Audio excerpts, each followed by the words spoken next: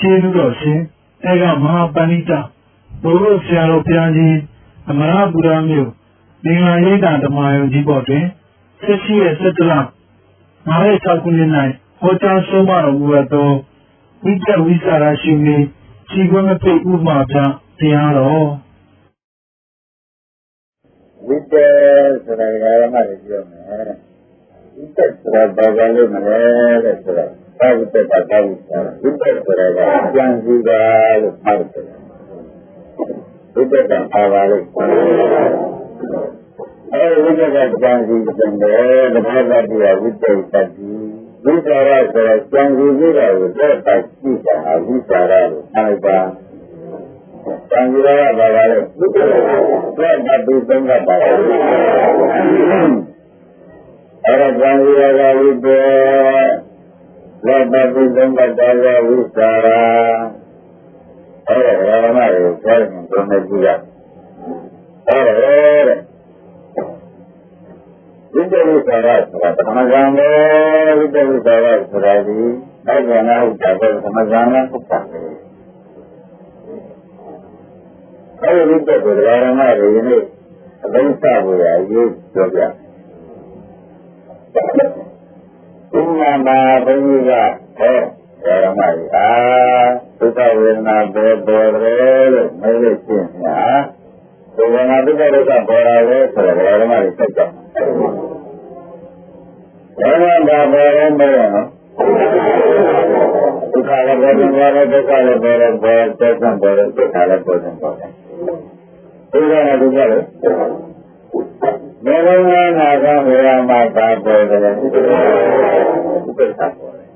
အဲဒီဒုက္ခပေါ်ရင်ပေါ်ရင်နာရကဘာမှမဟုတ်ဒါလည်းမလို့ဆိုတာကမေတ္တာတယ်ဒါလည်းပေါ်တာဒီပါလည်းမလို့ဆိုတော့ကြံကြံပြီးတယ်ကြံရလို့ကျန်တာဝိတ္တကြံပြီးတဲ့ပတ်ပြီးတော့တောင်းရတယ်ဒီလိုလည်းမှဝိတ္တကိုတော့တော်တော့ပေါ်တာပဲဘယ်လိုမှဝိတ္တပါဝင်လာလို့တော်တော့ပေါ်တယ်ဒီလိုလည်းမရှိသေးတော့သုံးတတ်ပါဒီလိုလည်းမရှိသေးတော့သုံးတတ်တာဘာလဲဝိတ္တရလို့ပတ်တာဒါကြောင့်ဝိတ္တကနှလုံးကဘာပေါ်တယ်လို့ကြံစီတာကဝိတ္တအဲ့ဒီဉာဏ်ကဒီဥပဒါဝေမာလို့ဒီလိုရှိတဲ့ပတ်ပြီးသုံးတတ်တာကပါအဲ့ဒါဘာမှလည်းဝိတ္တနဲ့ဝိတ္တရဒီလိုကအသုံးချလိုက်မှဆိုလို့ရှိရင်ဝေမာလည်းဒီဝိတ္တလည်းဒီအခုလုံးတော့ဝိတ္တနဲ့ဝိတ္တရကသုံးချတယ်လို့ပါတယ်ဓမ္မဝိတ္တနဲ့ဝိတ္တရကသုံးချတယ်လို့သမမရဏပေါ်လာလို့ဘာသာလို့မလုံးလို့ကြံစီတာကပါတယ်အဲ့ဒါကသိသိသုံးတယ်လို့ကြံပြသိသိသုံးတာကဝိသရာဆိုတော့သူသုံးတဲ့စိတ်ဝိတ္တစိတ်ရဲ့စိတ်အဲ့ဒီစိတ်မှာဝေဒနာတွေကပြည့်ပြီးတော့ပြတ်သွားပြီလို့ဖတ်လိုက်တာဟုတ်ကဲ့အဲ့ဒါဝိတ္တဆိုတာကလည်းဆိုကြံဝိသရာကဘာလဲလက်ပတ်သုံးတယ်ဟုတ်ကဲ့အဲ့ဒါဝိဇ္ဇနာဝိသရာဒီနေ့ခေါ်ရည်ဒါကြောင့်ဓမ္မလည်း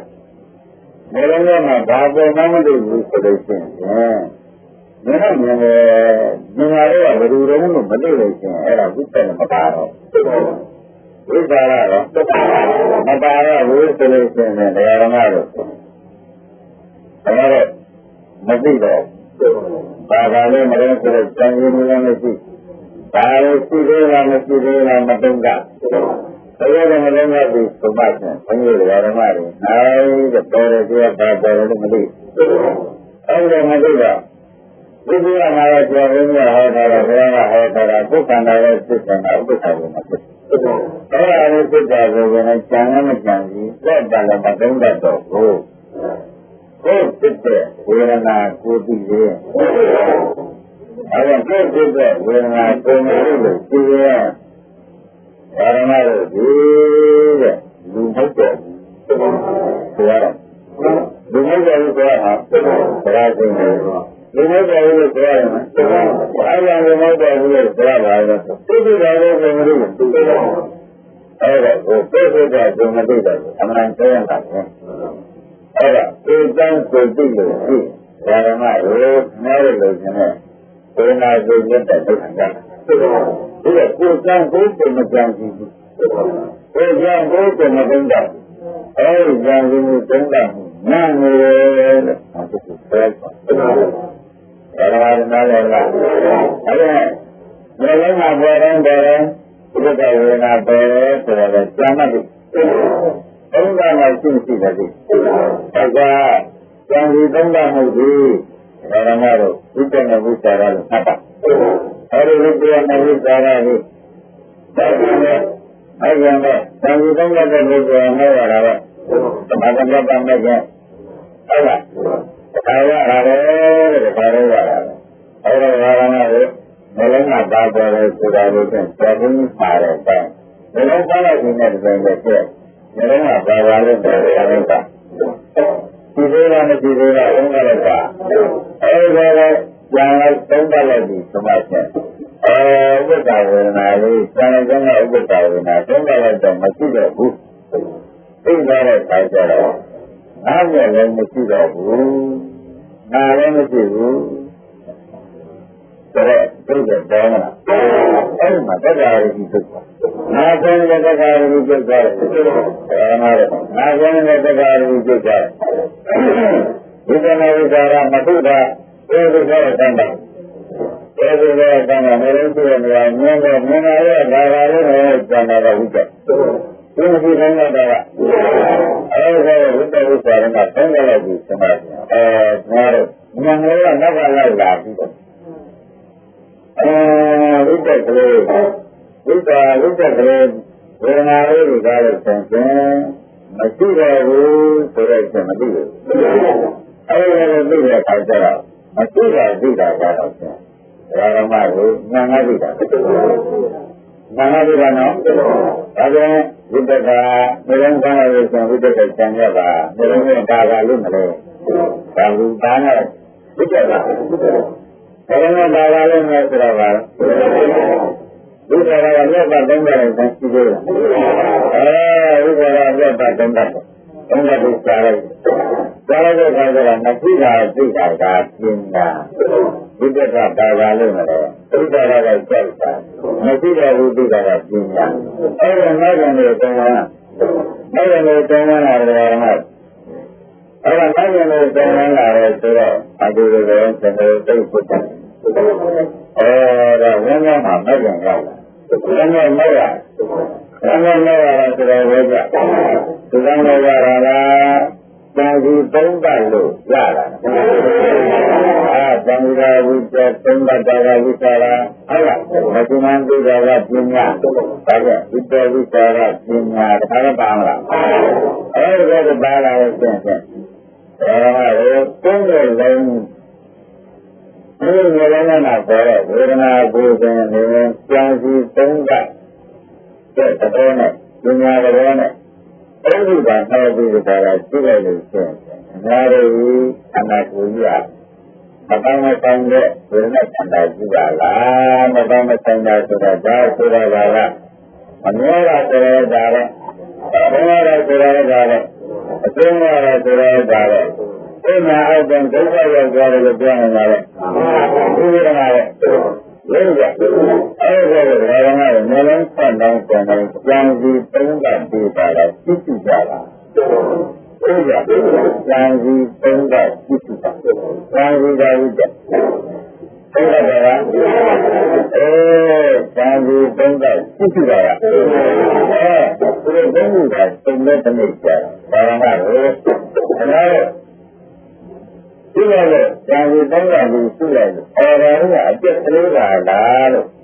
ပြောကြမှာကတော့ဓမ္မတွေကတစ်ချက်လိုက်တယ်ဆိုလို့ရှိရင်တဲ့တတ်တယ်မဟုတ်လားအဲ့ဒါကလည်းမရတာအဲ့ဒါကလည်းမရတာပဲအဲ့တော့ဒီတရားနာနဲ့ကြုံတဲ့မတ်ကိုဆိုတာဒါတင်ကျတဲ့နဲ့မရဘူးအဲဒီလိုဆိုကြတာကသူပေါ်တိုင်းကကြံစီသုံးတဲ့ရှိရှိပိတ်တာဒါကိုသုံးတဲ့ရှိရှိပဲလို့ကျင့်တဲ့ဘာဝနာရဲ့ခန္ဓာ၌အပြစ်ပေါ်တိုင်းပေါ်တိုင်းတွေ့ရမတွေ့ရဘူးဘာဝနာပြပေါ်တိုင်းတွေ့တိုင်း ပြောရတာကအပြည့်သူမကောင်းမကောင်းတာဒီကအသုံးချလို့မရအသုံးချလို့မရတာဒီဒုက္ခတွေသဘောကျအပြည့်သူသုံးမကြအသုံးမကြတာဒီဘာလို့လဲဆရာကျန်စီသုံးတဲ့ဒီကလည်းသိသိနေတယ်ဒုက္ခတွေပေါ်တယ်ကျန်စီသုံးတဲ့ကြည့်ရင်ဘာလို့ကျန်လဲဒုက္ခတွေပေါ်တယ်အဲ့ဒါဒီမှာအရေးကြီးလို့ပြောနေတယ်ဓမ္မတွေနော်အဲ့ဒါကျန်စီသုံးတဲ့ကြည့်ရင်ဆိုရင်ကျန်တာဟုတ်တယ်အဲ့ဒါဆန္ဒဆိုရင်မျိုးလုံးနဲ့ဆန္ဒကိုပေါ်လာလို့ကျန်စီသုံးတဲ့ကြည့်လိုက်လို့ဆိုရင်ဒုက္ခတွေပေါ်တယ်ဟုတ်လားကျန်စီသုံးတဲ့ကြည့်ရင်ပါလို့ဒုက္ခတွေပေါ်တယ်အဲ့ဒီဒုက္ခတွေပေါ်တယ်ဆိုတော့ဒီကမျိုးလုံးနဲ့ခေါင်းကပေါ်လာတာလို့ဆိုတော့တစ်ခါဒုက္ခရောက်ကြတယ်ကြားလို့မှမတွေ့တော့ဘူးဘယ်တော့မှဘောရောဒုက္ခဝေနာလို့မြင်တော့ဒုက္ခဝေနာလို့ကျန်စီသုံးတဲ့ကြည့်လိုက်တဲ့အခါကြားလို့ကြားလို့ကြောက်သွားလို့ဆိုရင်ဓမ္မတွေတက်ဆင်းဆင်းရဲဆိုတာကြောက်တယ်ဆိုတာသိတာဒီကားလို့ဆိုရင်ဆင်းရဲတာမှဟုတ်တယ်ဒါလည်းအမျိုးလုံးနဲ့မှမတာတောင်းပြတယ်ဘယ်လိုမှမတာတောင်းပြတယ်ဒါအနိစ္စရောက်တာဒီကုန်းကအနိစ္စရောက်တာအကျဉ်းသားကတော့မျိုးလုံးနဲ့မှမတာတစ်ခုဖြစ်သွား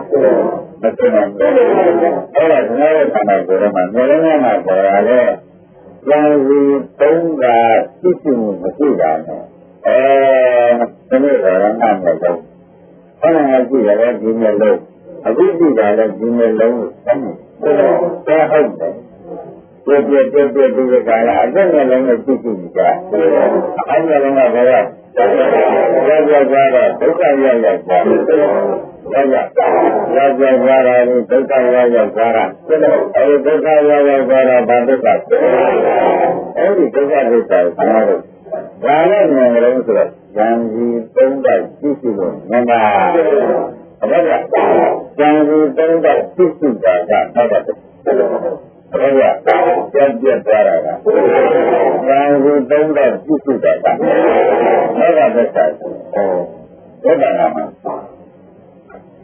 ဒီကကသက်သာဆိုတော့မက်ကလေးရတယ်မက်ကသက်သာဆိုတာမရတာကိုပြောလို့အဲဒီမက်ကသက်သာရဖို့မတ်ဒီလိုလူတော်တယ်လူတော်ဆန်းတယ်လူတွေက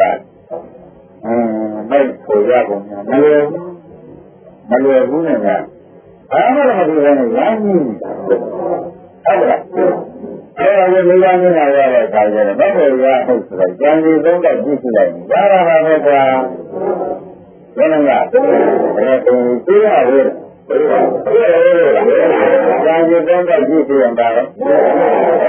ကျန်စီသုံးတော့ကြည့်ရင်မရတယ်ဆိုတာတော့ကြာဒါကြောင့်မှစဉ်းစားပါတဲ့ဘယ်လိုမှပေါ်လာလို့ဆိုရင်လက်ဆက်တာဘယ်လိုမှပေါ်ရဲဆိုလို့ရှိရင်နောက်တစ်ခါတော့ကြံပြီးသုံးတဲ့ကြည့်တာဘယ်လိုမြင်တာလဲပါပါလေးမလဲလို့ပြောဘယ်လိုမြင်တာလဲဥပဒါဝေနာပဲဥပဒါလေးပဲအခုကြည့်သေးလားဆိုပြီးကြံပြီးသုံးတဲ့ကြည့်တာမရှိတော့ဒါလည်းမရှိတော့လည်းဆင်းရဲသွားတာပါ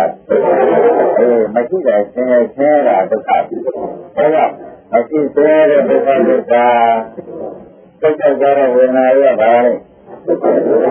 မရှိသေးတဲ့ဒုက္ခဒုက္ခဉာဏ်စီသုံးတော့ကြည့်တာဓမ္မတွေဒါကသစ္စာတိုင်းသိကြဝေဒနာအောင်နေကြအခုလည်းကြည့်လိုက်ကြတယ်ဓမ္မတွေနေအခုတွေ့ရတာဟုတ်လားသူများကနာရောက်တာလားမိမိကနာရောက်တယ်အဲဒါကြောင့်အဲ့ဒီမိုက်လေးတစ်ပေါက်ကြလို့ရှိတယ်လေခင်ဗျားတို့ပူသိနေတဲ့ပူဒုက္ခဆိုတာကဘုရားကြည့်ရမရင်းကြီးကပုံကြီးခင်ဗျားတို့ဝန္ဒ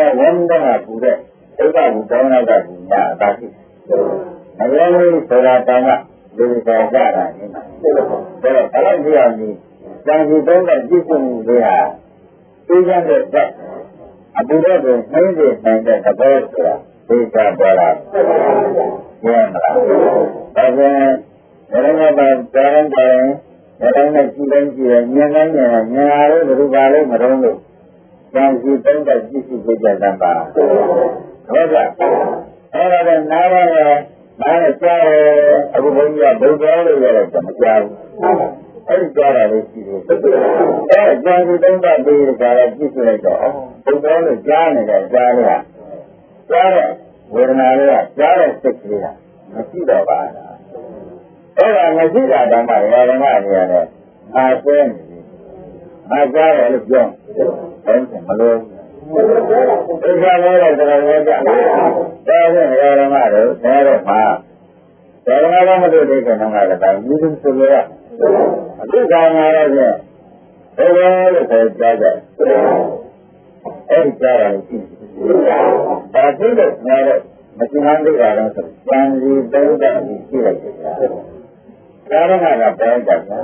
အခုတော့မရှိပါဘူးဆိုအဲ့ဒီမရှိတာလေးကကျဲတာလို့သာတယ်ဒါကြောင့်မရှိကျဲတာဒုက္ခဒုက္ခဉာဏ်ကြီးသုံးတာကြီးရှိတာကအဲ့ဒီလုံးနေဆိုလို့ရှိရင်ဒါတော့ရတောင်းဆောင်ရမှာမရဘူးဒါကြောင့်ဒီလိုမျိုးမရမှာတော့တက်တယ်ရောဘုန်းကြီးရောအန်တောင်းရောဒါကံဒီမှာအဲ့ဒီလိုလေအားရကြတယ်ဆိုလို့ရှိရင်မကောင်းမှမဟုတ်ဘူးဓမ္မတွေပြောပြအနန္တရာဒီမကောင်းမှာနမ်းကြဘူးလားအဲ့ဒီနန္ဒလေးကဘာဝေဒနာဘုရားဝေဒနာကိုအဲ့ဒါလေးကိုပြန်ပြီးတော့ပြန်ပြီးတော့ကြည့်ကြည့်တယ်အမကြည့်တာကဆင်းရဲတာပါအဲ့ဒီမကြည့်ဆင်းရဲတဲ့ဒုက္ခအဲ့ဒီဝေဒနာလေးကဝေဒနာလေးကိုရှိရတယ်မကြည့်ဆင်းရဲတာဒီပါမရှိသေးရမှန်းသိတယ်မရှိသေးတာကိုကြောင်းကြီးသုံးတတ်ပြီးပါလားကြည့်ကြည့်လိုက်တဲ့အခါမှာမရှိသေးတာလည်းတွေ့ရမရှိသေးရကိုတွေ့ရတာကတတ်တယ်မရှိသေးတာကမရှိသေးရတွေ့ရတာအဲဒီဓမ္မတွေကိုသိတယ်နဲ့ဆိုရင်လေယာဉ်သိတဲ့ဒါဆိုတော့ဘုရားတို့မျိုးရဲ့ခိုင်ကြတော့မိမိနဲ့လုံးလို့သိတဲ့ရမဟုတ်တာမိမိနာလို့သိတဲ့ရမိမိနှာခေါင်းလို့သိတဲ့ရဟုတ်ကြအဲဒီကဘုရားကမှကြားလိုက်တယ်ဆိုလို့ကသင်္ကေတဘုရားကမှကြားတဲ့သဘောသက်တာဝင်အောင်ပြောအဲ့ဒါလေးနောက်ကနေပြီးကြံစီသုံးတိုက်ကြည့်ကြည့်သမ်းပါဦးဒီရလားမရှိတဲ့ကျင်နေမရှိသင်္ကေတတာကဒါဝေဒနာလေးကမရှိသင်္ကေတပါခြင်းကဘုဒ္ဓတယ်နောက်တော့ကြံစီသုံးတိုက်ကြည့်ကြည့်တာလားဟောဒါမှသိပါတတ်တယ်အဲ့ဒါနောက်ပါပါနောက်ဒုက္ခဆိုတော့ဘာရမတွေကနောက်ပါဆိုညံ့ပေါ်လူတွေဒါကြောင့်အဲ့ဒါကိုရေးခဏတော့သံဃာကမ်းမှာဥဒိနာကိုဆိုပြီးတန်ဖိုးကိုရေးဒါကလက်တဲ့အရေးရတယ်ဒီလိုကြံစီသုံးတာကြည့်ရှင်ဒီဒီစင်တယ်ဒါဟုတ်တာကြံစီသုံးတာကြည့်ရှင်မလို့ပြောတာကြံစီသုံးတာကြည့်ရှင်တာကဒါလို့ဆိုတော့ဒါကသစ္စာကြံစီသုံးတာကြည့်ရှင်တာကအဲဒီဘာသာသစ္စာကဘာသာသစ္စာဆိုတာဘာသာလုံးမလို့မင်းနေကြတာနဲ့တော့ဘာဝသစ္စာဆိုတာဒီအင်းကျမ်းနဲ့ဉာဏ်နဲ့ပေါ်ဘဂဝတဉာဏ်နဲ့ပေါ်ဘဂဝတသစ္စာဉာဏ်နဲ့ပေါ်ဝိမာသံဃာနိဗ္ဗာန်ဘက်သို့ဆက်နိုင်ကြံလမ်းကောင်းဆရာမှန်ဖြစ်တဲ့တရားနိဗ္ဗာန်ဘက်ဆံတဲ့တရားဘာဝနာလို့ဒီလိုသစ္စာဘယ်ဆံတဲ့တရားလဲဒီလိုကပေါ်ပြန်ပြီးကြတာနိဗ္ဗာန်ဘက်သို့ဆံတဲ့တရားဘုရားကနေပြီးကျေခြင်းနိဗ္ဗာန်ဘက်ကိုဆက်ခြင်းနဲ့ကြာဘုရားလည်းဆက်ဖြစ်တယ်နိဗ္ဗာန်ဘက်ကိုလည်းဆက်ခြင်းနဲ့ကြာဟုတ်လားပါတော့နောက်ကဒုက္ခ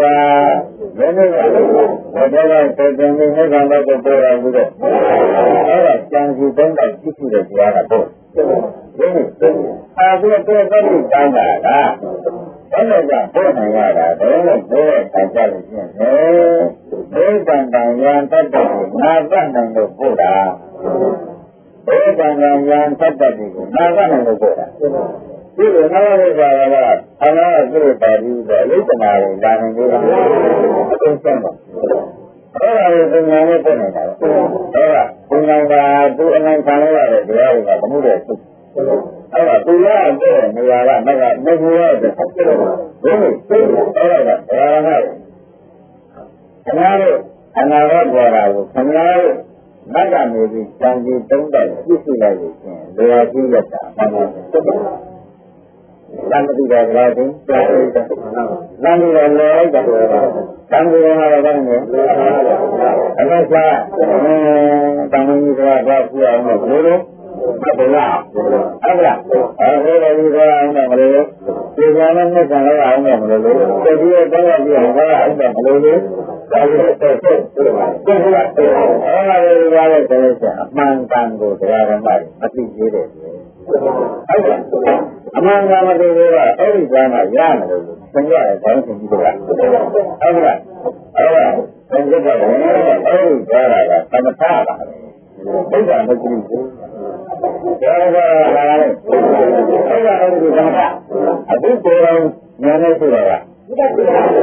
မပြားလားအမှန်ကလည်းအမှန်ကလည်းအမှန်ကလည်းအဲ့ဒါလည်းဘောကြဒါလည်းတကယ်စားလိုက်တာတော့ဒီလိုမှရတဲ့ကံဒေနာရဲ့ဒါကိုအဲ့ဒါလေးကိုစံစီတုံးတော့ကြည့်ကြည့်လိုက်တဲ့အချိန်မှာရှိသေးတယ်မရှိပါဘူးဆင်းရဲတာပါတဲ့စံစီတုံးတော့ကြည့်ကြည့်တာစံစီတုံးတော့ကြည့်ကြည့်နေတဲ့အခါကျတော့မေဃသစ္စာလာကသမုဒ္ဒရာသစ္စာကိုဆိုတာမသေးလားမသေးပါဘူးဗျာဘုရားဝေဒနာကိုပြတ်တဲ့ပဋ္ဌာန်းမှာပဓာတော့ဒါပဲဘုရားရဲ့ဘုရားရဲ့စေတနာကဘာဝနာလို့ရှိရင်ဆိုတော့ဒီလိုဥပဒါဉာဏ်ကိုနိုင်ဉာဏ်ကိုဘုရားရဲ့စေတနာမတွေ့ဘူးဒီမှာဘုရားကဒါက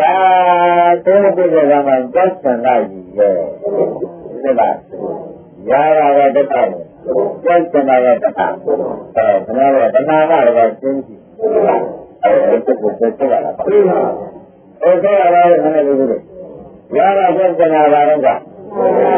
ยาระบาเวนะเจตนาบาอมเลยบารงกเนี่ยไม่ว่าเนี่ยเป็นจระไม่ว่าเนี่ยเป็นจระมั้ยဘာလို့လဲဆိုတော့မလို့ဆိုရင်ကဟောရတယ်ဆိုတော့ရားတာရားနေတော့ဘာမှမလုပ်ဘူးရုပ်စင်တာကရေးကြည့်အဲ့ဒါတော့ပါလာပြီဘာမှမလားဒါကြိုက်ကြတာကလည်းဒါကြောင့်ဒုက္ခဝေဒနာဖြစ်စီတာတကားစီတရားဓမ္မတွေကတော့ဒါနဲ့ဒီလိုပဲလို့ဘယ်နဲ့ပိုင်ကြလို့ရှိရင်အားရတဲ့ကားလို့ဆိုရင်ပြောဒီကားလို့ဆိုလို့ရှိရင်ညမရာဒီအေးတဲ့မကြရတဲ့ဖြစ်ရောဘုရားဒီကမင်္ဂလာကျင့်လို့ရှိတဲ့ဒီမကြဘူးဒါကလည်းပြည့်တာလားနောက်ကျတော့သိပြီသိကျင်ကြီးတဲ့ဒီမှာရောက်ပြီးတော့တာကျင့်နေတဲ့ကျင့်တဲ့ပါလားဆိုတာသူကမသိတော့ပြည့်တဲ့ကွာပါညံမဲ့ကြတော့ဟုတ်ကြအဲ့ဒါကလည်းဒီလိုဘာလို့လဲဆိုတာသင်္ဆောင်ရှိတဲ့ရေးရှိတဲ့နေရာသားနေဟောမပြီးဘူးဒီလိုမျိုးကတော့သူစိတ်ကညာမကကိုးကြရအားထားရမရှိတော့ဘူးလို့ပြောတာပါဒီတဲ့ပြောပြလာတဲ့ပုဂ္ဂိုလ်ကလည်းငြင်းမဆိုလို့အားထားရှိတယ်လို့မှတ်တရားဥပဒေမရှိဘူးဆိုတော့ဥပဒေမရှိတယ်လို့သူကမှတ်တယ်တရားဥပဒေကမရှိဘူးအဲဒီလိုမျိုးကသင်္ကန်းတွေကဒါလည်းမရှိပါဘူးအဲဒီတော့သူကြားရတာအဲ့ဒါလည်းအဲ့ဒါနဲ့ဘယ်လိုဆက်ဖို့ဒါကဆိုတော့ကျက်တယ်ဒီဗန်ဒီရဲ့အိတ်တဲ့နေရာကြီးရှိတာပဲဒါကမတော်ပါနဲ့ကျန်နေရင်ကြီးတဲ့မှာစအိမ်ထဲမှာအခုဒီလိုနဲ့လူစိတ်နေတယ်လို့ဒါကမှဆိုနေကျက်ပြရတယ်မှားတယ်ညမအားကိုရရှိတော့တာပဲလို့ဆိုနေမသိတာမသိပါဘူးဘာလို့မသိကြဘူးကဘာလို့လဲဒီလိုဆိုင်နေဆိုင်နေရှိတဲ့နေရာတွေအမျိုးမျိုးပေါ့ရှိတာကြီးပဲဒီကဝိဒတိယကဘုရားဆိုအေးလေးရှိတာလားအဲ့ဒါအမျိုးမျိုးရှိတာဒါကသူကမသိတာခဏငါးကျင်ကြီးနဲ့ပြည့်ကျင်ကြီးနဲ့ဒီကုန်းနဲ့ကျက်နဲ့သူ့နေတဲ့နေရာကလူလိုက်ဒါကလည်းသိဆုံးတာအဲ့ဒါတော့ပါလို့ကတော့ဒါဆိုလည်းဆိုတော့မသိကြတဲ့ဒီနေရာရဲ့အေးမှတ်ဒီနေရာလူလိုက်တော့ဒီအဲ့ဒီကထားလာတဲ့အခါကျတော့ဘယ်လိုလူမျိုးလုံးနဲ့ကြည့်လို့ကြည့်တော့ဟုတ်ကဲ့အဲ့ဒါတည်းကောင်လည်းနဲ့ကြည့်တော့ဘယ်လိုမှကြည့်တော့ဘယ်လိုတော့ဘယ်လိုအားတာလဲဒါလည်းအဲ့ဒါကလည်းဘယ်လိုလဲဥပဒနာညာနားလည်တဲ့ကာရမတွေကျတော့ ဒုက္ခရလို့ရှင်တက်တဲ့တဏှာအိုင်ထဲမှာဒါပြီးတာဒီသဘောကျ။အောင်နေတဲ့သဘောကျ။ဘယ်လိုကတော့များဆိုဘယ်နည်းကြညာ။ကာယကနာဆိုတော့တဏှာဆိုတော့မြင်ရတဲ့တရားမြင်ရတဲ့တရားလို့ဆိုတဲ့တရားပဲသွားတဲ့တရားပြောတာလည်းပါတော့ဒီလိုအလိုရှိတယ်ဆိုတော့လူတိုင်းတိုင်းပြောနေတာဒါကအာရဏနော်အာရဏလည်းပြောနေရတာအဲ့ဒါပြောတယ်မပြောတာမတောင်းတာပြောတယ်လို့ပြောရတာဒီလိုကအတူပြောရမယ်ဆိုတော့အဲ့ဒါဘာလို့ဒီလိုလဲဆိုလို့ရှိရင်စက်စနဲ့ပတာကလာတာဟုတ်လားအားပါနဲ့ဉာဏ်နဲ့ဒါတော့ဘုရားကသိတယ်အဲ့ဒီအပြတ်မှာအပြတ်တန်းတာမဟုတ်ဘူးလမ်းလိုက်မှာအဲ့ဒီကြောက်ကြတယ်အေးဒီကြောက်ကြတာလို့ဒီလိုပဲဉာဏ်နဲ့ပေါ့ဉာဏ်နဲ့တော့ဓမ္မစံတော်ကများလိုက်တာပဲမြင်လိုက်တာပဲဒီလိုမျိုးလားအဲ့ဒါဓမ္မတွေခင်ဗျားတို့ဓမ္မမတွေ့နိုင်ဆိုရင်ကိုယ်ကြီးစိတ်ကြီးကအမှန်တည်းနာတော့မယ်ဆိုတဲ့ဒုက္ခပေါ်လာဘူးကျင်းလားတက်တောင်းတယ်တက်တောင်းတယ်ဓမ္မတွေစိတ်ကနာတယ်မလို့လေဒီကံရရအဲ့ဒါကဓမ္မတွေစိတ်ကိုတောင်းတယ်အဲ့ဒါဒုက္ခရနာခြင်းကြောက်တဲ့တဏှာမလားဓမ္မတွေဟုတ်လားဒါလည်းမလို့ဆိုလို့ရှိရင်တန်ကြီးသုံးတော့ကြည့်ရှိပါတန်ကြီးသုံးတော့ကြည့်ရှိတဲ့အခါကျတော့ဝေဒနာကအခုတောက်တယ်ဒီကဟုတ်ကဲ့ဟုတ်ကဲ့တော့မဟုတ်ဘူးအကြောင်းကြီးရှိတာဒါဆိုကြောင်းကြီးပြတန်ကြီးသုံးတော့ကြည့်ရှိရတယ်အဲ့ကြောင်းကြီးပြတယ်အဲ့ဒီကြောင်းကြီးမရတော့သက်ရှင်တဲ့တဏှာကလာလာနေတယ်သူ့ရဲ့လက္ခဏာကလာအဲ့ဒါကလည်းလို့အတော်ဆိုရနေတယ်အတော်ဆိုရနေတယ်အခုကဒါကလည်းယောဂီပြောက်ပြီးကြတာလူသိတက်ကြတာတော့ဒါကမဆိုရဘူးယောဂီပြောက်ပြီးကြတာအဲဒီလိုကလည်းခါကြတယ်ဒုက္ခဝင်လာလို့ပါတော့ဒီကမှာရတယ်ရမယ်နာတော့ခါကဘာလို့လဲကြည့်လာဒီလိုပြောဖြစ်ဖြစ်ဆိုတာအဲ့ဒါကအဲ့ဒီလိုကခါကြတယ်ဒါလည်းဘာဖြစ်တာဒါကဘယ်ဆုံးကျင်းနေကြည့်များပါဒီမှာမှာဘူးတော့အမှားတော့ဒုက္ခဝင်လာခေါ်လိုက်ဇမကတော့စင်စင်တာအဲ့ဒါဝေဒနာဘာဖြစ်နေဒီတော့ဝေဒနာတွေပြင်းထန်ဖြစ်နေတာအဲ့မှာဘုရားကြီးတော့ကြည့်ရတာလားဟုတ်လားအမှားကြီးကလည်းဟုတ်လားဟောလားတခါလို့ကံပေါ်နေဆိုတော့ပြင်းရဒါတွေကမသိဘူးလားအဲ့ဒါနဲ့ဇံကြီးတော့ကြည့်ရတာလားလို့ပြောတာဒီလိုပြောဒါလိုမှလည်းတော့ဒီစိတ်ကြတာဒီလိုဇံကြီးတာရဲ့တောင်းတတာရဲ့သိသိတာရဲ့ဆိုတော့မဟုတ်ရင်ဆိုတယ်ပြောတော့တာဘုရားကလည်းသမဂ္ဂပြောမှုမမှန်နေတယ်စင်သုံးတာမမှန်နေတယ်ဟုတ်လားအဲ့ဒီကမမှန်တမ်းနေတာပဲဘယ်လိုလဲကအနာဘောမှာသိကျပြီးကြတာမကြတော့ဘူးဟုတ်အဲ့ဒါဇံကြီးတော့ကြည့်ရတဲ့အနာဝိကျတန်ဖိုးဆုံးပေါ့နောက်ကြတယ်တန်ဖိုးကလည်းအဲ့ဒီဝေဒနာကိုသိကျဘာမှလည်းကြလားဆိုတော့ဘာလို့ဒီကားလဲဆိုရင်ဒါကတည်းကဒီဝေဒနာကိုပြန်ပြီးဇံကြီးတော့ဒီကလာသိကျလိုက်ဒီလိုလို့ဆိုရင်သုံးပါသက်တယ်ရေမတန်တဲ့ပြောတာဒီကအဲ့ဒီဘာလို့လဲကားမယ်နားမယ်ဆိုလို့ရှိရင်ဒါတော့ဝေဒနာဖြစ်တဲ့တိုင်းရှိတယ်ဒါကြောင့်အဲ့ဒီဝေဒနာလည်းကြောက်သင်္ခါရရောဝေဒနာလည်းကြောက်နှံ့ညာလည်းကြောက်ဆိုတော့ဒီကနားရတဲ့ဒါဆိုရင်ဝေဒနာကဘာလဲအတိရကနာဝေဒနာတွေပိုက်ကြလိုက်အားပိုက်တဲ့ကျင်းကအိုက်တယ်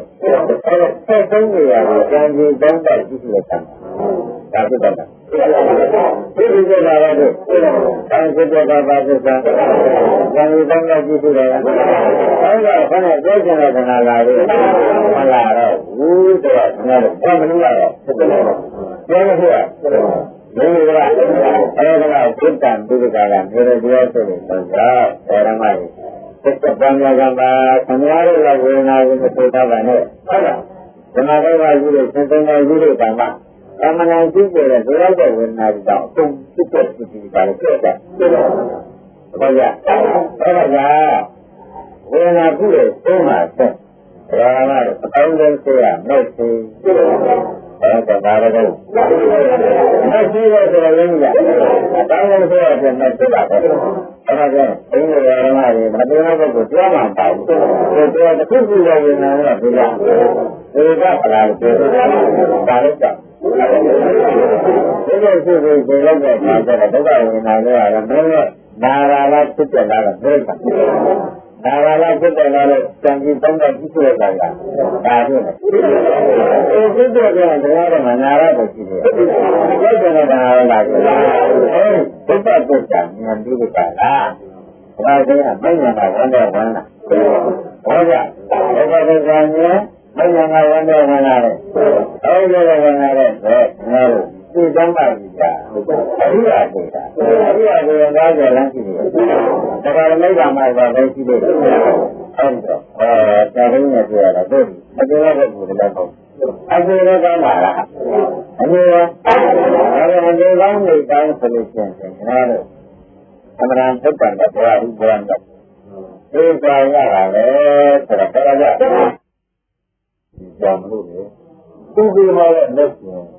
Oh, it's not another. Sumaya. Sumaya, the Nana Mother, Sumaya. You know what I'm about. Then, Sumaya next, and tomorrow is a vision with a Silla. You know what I'm about, you don't know. I don't know. The vision, the vision is the red one, the family one, the property. The vision is the remedy. And the mirror is like priority. And another property.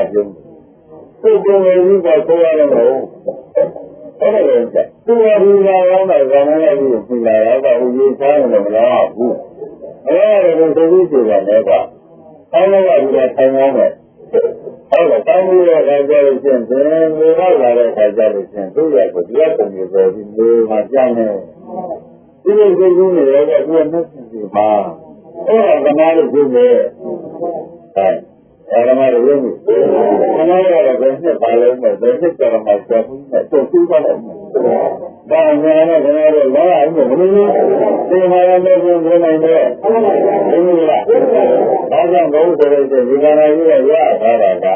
ဟုတ်လားဘာလို့မရတာသိရတာဟုတ်လားသိရတာကမလို့ကြောက်ရအဲလိုဆိုနေလို့ကြားတာပဲဒါကလည်းဓမ္မတို့အဲဒီကံကြနေပြီးတော့ဒီကံနာကတော့ဘယ်တော့မှမရှိတော့ဒေါနာအောင်အစများကြီးပဲပါပြည့်ပြည့်ကြီးဒီပုံကြီးကသူနမမကိုကြည့်ကြတော့မယ်ပါပြည့်ပြည့်ကြီးအေးကျေးချမ်းကျေးကြည့်တော့ဒါကဒီကံနာကတော့ဒါကြီးပါလို့နေလို့ဒီလိုမျိုးကတာမြတ်သိတယ်ဗျာဒီမှာပိုးဖို့လူပါလေထုတ်ရတာတော့မဟုတ်ဘူးလက်ရှိမှရတယ်ဘုရားမြတ်ကပြောရင်ကြီးသုံးဖို့ရရောင်းတာလည်းရေးချမ်းနေလို့ဒီလိုမမတ်ပါဘူးဒီအဲ့ဒီမမတ်တာတော့ဘာလို့မဟုတ်ကျန်တာလဲအဲ့ဒီမမတ်တာကတော့ဘုရားရဲ့စိတ်ကြီးဒီလိုအောင်းလေးကဒီမှာပို့ပြီးတော့မှဒီပုံကြီးဆောင်ဆုံးမြေလည်းကြရတဲ့ဒီကျော်တဲ့ပုံကြီးဒီလိုဒီသုံးကျတဲ့ပုံကြီးကဒီခုတွေကျန်ပြီးကိုယ်ရောင်းဟောဒီစိတ်ကြီးကပြေးလိုက်တာကွာမင်းပြင်ပါလေမင်းပြင်တယ်ကွာယုံကြည်လားဒီလိုဘာမှမပြောတဲ့သိကုရှင်ကဒီမှာတော့ပြန်လာမသိဘူးမြန်မာလူကဒီနည်းကိုပြောတာဒီနည်းကိုပြောတာတော့ဘယ်နဲ့ဒီနည်းကိုပြောတာဝေဒနာတွေပေါ်လာလို့ပါဟုတ်ကဲ့အဲဒီပြောတာဒီကလာဆရာတို့ဒီကလာလို့အဲဒီလိုပြောကြလို့ပြန်ပြန်ဒါတော့မတတ်ပါဘူးဒီနာကိုဒီလိုပြောလို့တော့အရောဆိုတာကမတတ်မှကတော့မပြောဘူးတစ်ခါမှမပန်ပြောတော့ဒီမှာဆိုရတဲ့လူရုံးနေသင်တယ်လည်းတက်ပြီးဒီလိုပဲတော့ဘယ်လိုလဲမှာတော့တကယ်ကြီးကဘုရားဘုရားကောင်းစားလို့ပြုလို့ရတယ်ဟောလို့ပြီးမှာလည်းမဟုတ်ဘူး။ဒါမှမဟုတ်ပါဘူးမှာဘုရားကောင်းစားလို့ပြုလို့ရတယ်လည်းခေါင်းနဲ့နာကြည့်တော့မှဝေဒနာအရင်သိရ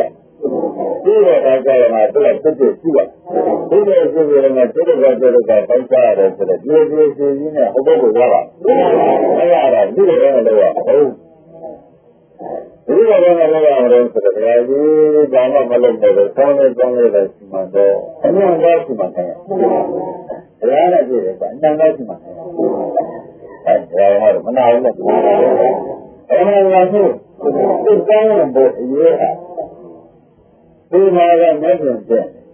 ဒါနဲ့မနေ့ကလည်းဘုရားရဲ့ရှင်တော်ကံကလေးစပြီးဒါလည်းဒီလိုဒီမှာတော့မှာပါတော့ဆင်းနေကောင်းလေးကိုတန်းပြပြီးပြည့်ရဲ့အဲဒီကောင်းကောင်းကြီးဆိုတဲ့အနေနဲ့သင်ကြားလာပြီးသုံးပါကအန်ဒီကလာအဲဒီမှာဒီကောင်းလေးကအောက်မေ့ပြီးကြတယ်ဘုရားကြီးကဘုရားတန်ငယ်လေးကြီးရတယ်ဒါအောက်မေ့နေဆရာနဲ့ပြည်ရဆက်တယ်အဲဒီညကျတော့လေနာတာအစမ်းကြီးတယ်လေနာတာဘာလို့ကြလဲဘာမှအသုံးမကျဘူးဘုရားဘုန်းကြီးတွေသိရတယ်အဲဒီတော့မသိရတာသူ့မှာသူ့တည်ရောက်ရောက်သွားတယ်အဲဒီကသိတာကသူ့တည်ရောက်တော့အိုးသေးကြံရအဲဒီဓမ္မတွေတော့ဖြင့်နောက်ပြန်တည်နိုင်တဲ့ဒီနေရှိတဲ့သံဃာတွေဆိုတာကဘာမှညှင်းကြဘူးဟုတ်လားဒီချက်တွေဆိုတော့လူရဲ့ပြင်းတဲ့တိုက်နေတာကအကျိုးမှတက်အဲ့ဒီစကားတွေကမရှိတယ်ဟုတ်လားအဲ့ဒီစကားတွေကမရှိတယ်တော့တဲ့ဘုရားတဲ့ဆိုတော့ဒီကြောကဘယ်မှာရှိအနာရမရှိဒီကြောကတတ်မှတ်တယ်ပေါ့ဟုတ်လားဘန်းလိုက်တွေလည်းသူရဒီမှာလည်းဘန်းနဲ့စီရတဲ့တောင်းအဲဒီမှာတောင်းရတဲ့ဒီကဒီလိုလားအဲဒီမှာဝန်ကျတွေလည်းကြောင်းကြဒီမှာဝန်းနဲ့စီတယ်အဲဒီမှာဒီကဒီလိုလားအဲဒီဘန်းလည်းပါလို့မပြောဘူးလားပြောမလားအဲဒီနေ့ဒီရင်တော့